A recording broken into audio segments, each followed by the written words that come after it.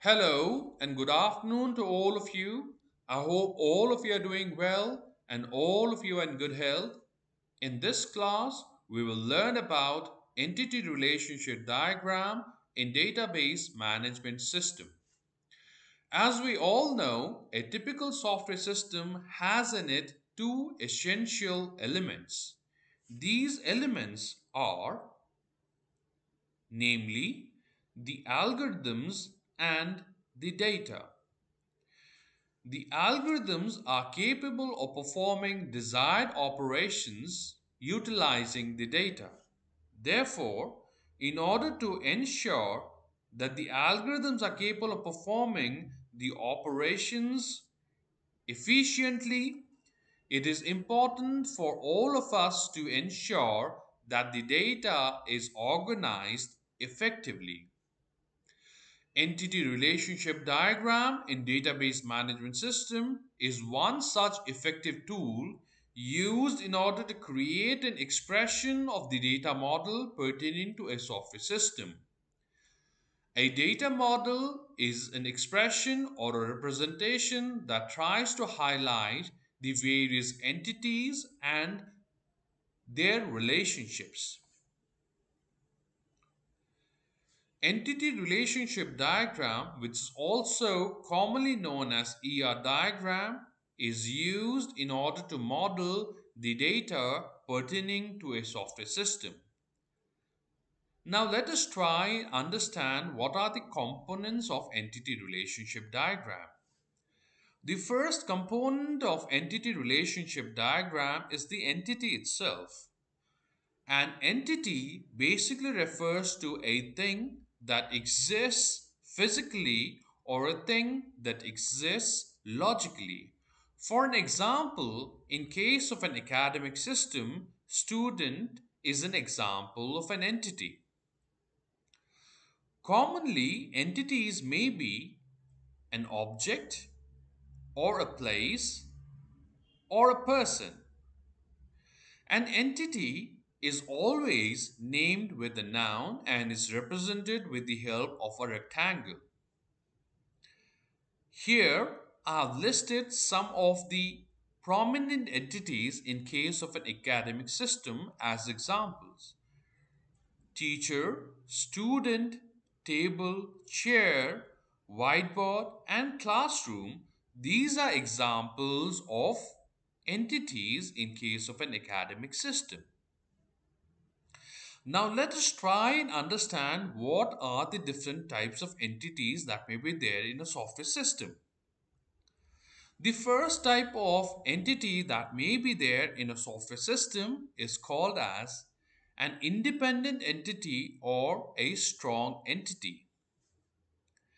Independent entity or strong entities are those entities which can exist without another entity. For an example, student, seat, instructors, these are examples of independent entity. In a software system, independent entity have their own identity which are unique to each and every independent entity. These identities are referred to as primary key. Again, I'm repeating it. Independent entities in a software system have their own identity called as primary key, which are unique. As learned, independent entities are represented with the help of a single rectangle. So here I've represented an independent entity teacher with the help of a single rectangle. Now let us learn something about dependent entity or a weak entity. Dependent entity or weak entity are those entity which cannot exist without another entity. For an example, classroom, course, these are examples of dependent entity. In contrast to independent entity, dependent entity do not have their own identity. Thus, they derive their identity from the entities that they depend upon. Dependent entities have partial discriminator key in contrast to primary key in case of independent entity. Dependent entities are represented with the help of a double rectangle. Here, I've considered teacher to be a dependent entity. So, a teacher is represented with the help of a double rectangle. Now, let us try to compare and contrast strong entity and weak entity. Strong entity are entities that do not depend on any other entity. It has primary key that uniquely represents an independent entity. It is represented with the help of a single rectangle. Relationships in case of a strong entity is represented with the help of a single diamond. It has either total participation or no participation. Likewise, a weak entity is an entity that depends on another entity or it depends on a strong entity. It has a partial discriminator key. It is represented with the help of a double rectangle. Relationship in case of a weak entity is represented with the help of a double diamond, and it always has total participation. So these are some of the notable differences between strong entity and weak entity. Now let us try and understand what an intersection entity is. Intersection entity is used in order to resolve many-to-many relationship. Here I have cited an example of many-to-many relationship. So n number of semesters may offer n number of subjects. So here we have a relationship between n number of semesters and n number of subjects. So in order to resolve such kind of relationship, what we need is we need an intersection entity. Intersection entities help in resolving m is to n relationship into m is to 1 and 1 is to n relationship.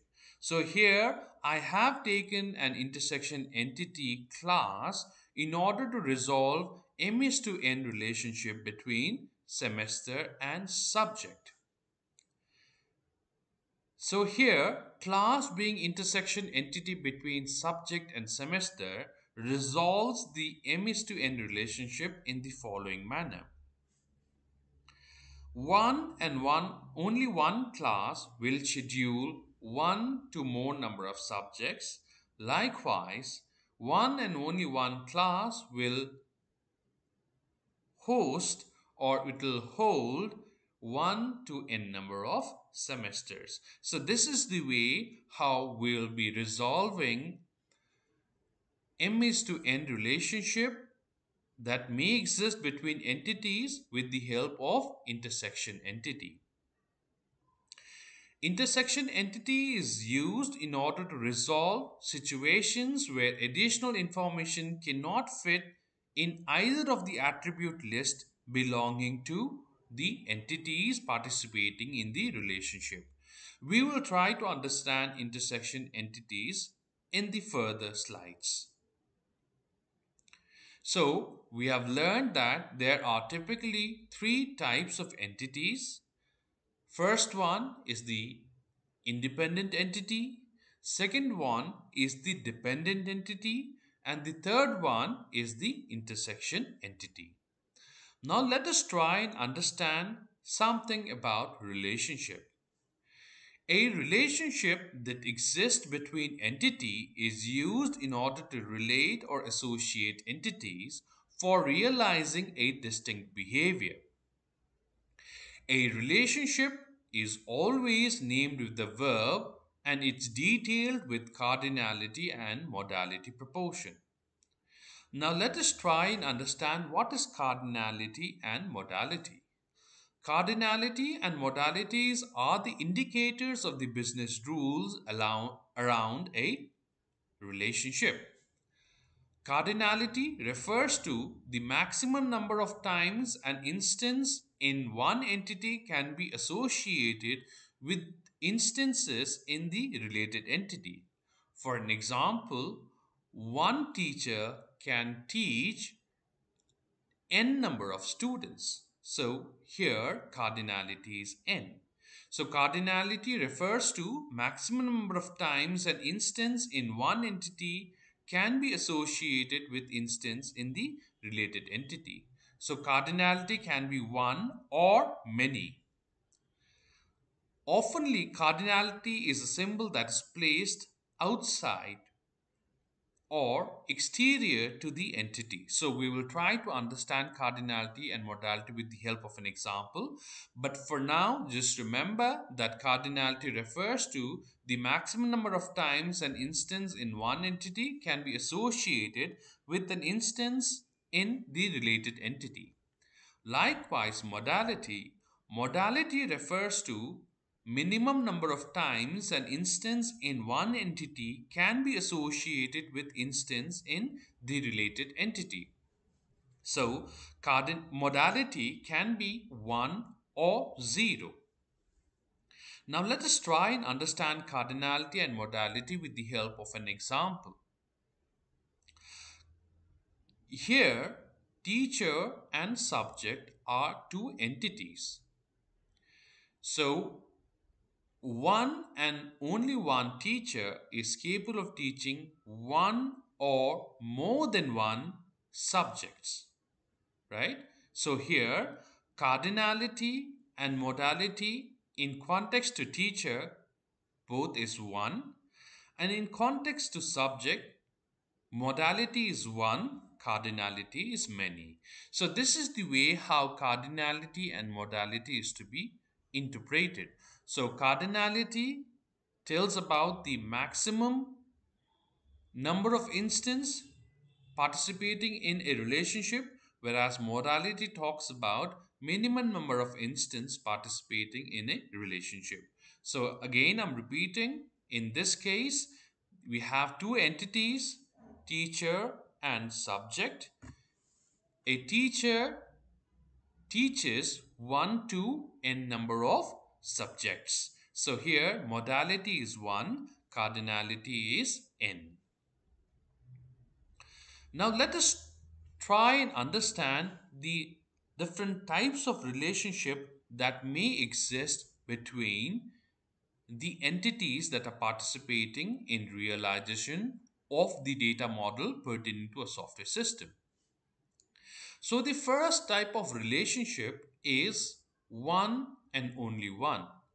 So here, one and only one student fills up one and only one vacancy. So this is one and only one relationship.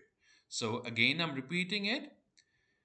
One and only one student fills up one and only one vacancy. So this is the first type of relationship, one and only one relationship.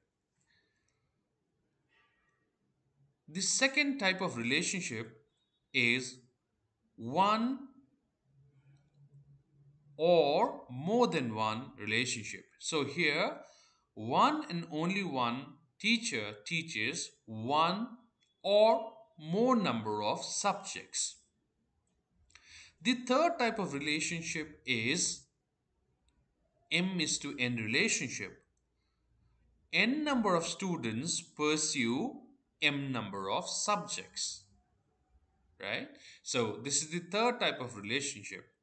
And the fourth type of relationship is 1 is to 0 or many. So here, one and only one teacher coordinates 0 or many subjects, right? So these are the typical examples of relationship that may be there between entities. One and only one to one or many to many, one or zero to many.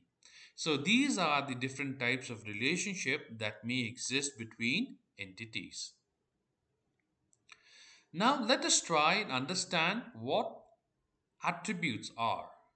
The attribute is used in order to describe the property of an entity, or attributes are variables of type entity that stores state information about the attributes. Eclipse is used in order to represent an attribute. Here are some of the types of attributes that may be there associated with an entity. The first one is called as key attribute. Key attribute, which is also referred to as the primary key. So key attribute is represented with the help of an asterisk. So here, in case of a teacher, the teacher's ID will be the key attribute or the primary key. The second type of attribute that may be there associated with an entity is called as a composite attribute. Composite attribute is an attribute that is composed of many atomic attributes.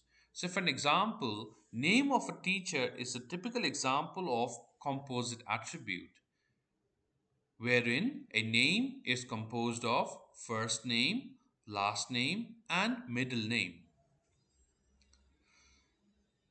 The third type of attribute that may be associated with an entity is called as a multi-valued attribute. For an example, phone number pertaining to a teacher may be a multi-valued attribute because there might be multiple number of phone numbers that may be maintained by a teacher. So phone number is a typical example of multi-valued attribute. The fourth type of attribute that may be associated with an entity is called as a derived attribute. A derived attribute is an attribute that is derived from another attribute.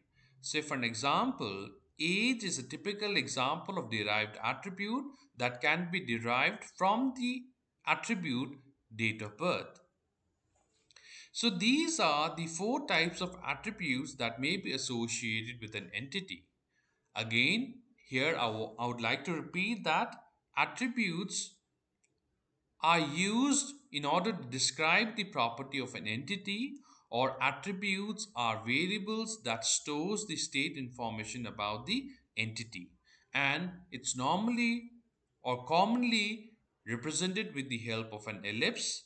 And the four type of attributes that may be associated with an entity are key attributes, composite attributes, multi-valued attributes, and derived attribute. So, taking into cognition all of this, we will try to create an entity relationship diagram that tries to highlight entities and the relationships between them. So, here I have taken a typical example of a university system in order to express the data model using entity relationship diagram. So here I have identified various entities, and the entities are university, department, professors, subject, semester, course, and student. Here I have used a commonly used notation for creating entity relationship diagram, which is called as crow's foot notation. So if you see here, the relationship that exists between entities are represented with a notation similar to that of crow's foot. So it's called as crow's foot notation for creating entity relationship diagram. So further, continuing with the example, so here I've listed 7 notable entities belonging to a university system, which are the university itself, the department, professor, subject, semester, course, and student. So let us start with establishing a relationship between the identified entities. The first relationship is between the university and the department.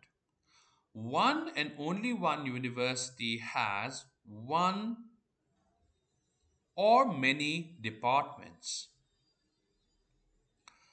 Likewise, the second relationship is between department and course.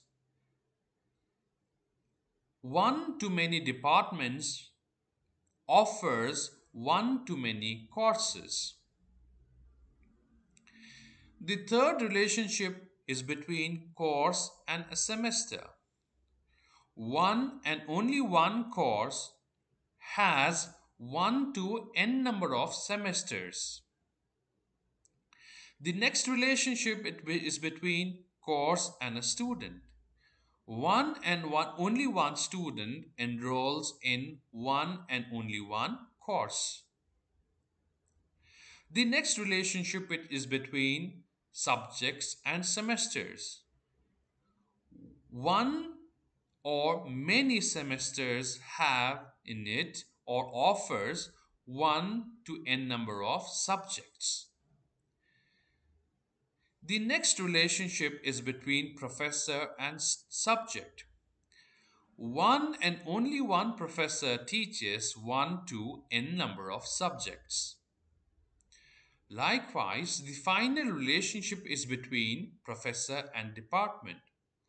One and only one professor heads one and only one department. So this is an expression of the data model pertaining to a university system. Further, I would like to introduce intersection entity in some of the instances of relationship where we have n is to m relationship. Okay, so here what I have done is I've introduced an intersection entity between subject and semester in order to resolve m is to n relationship.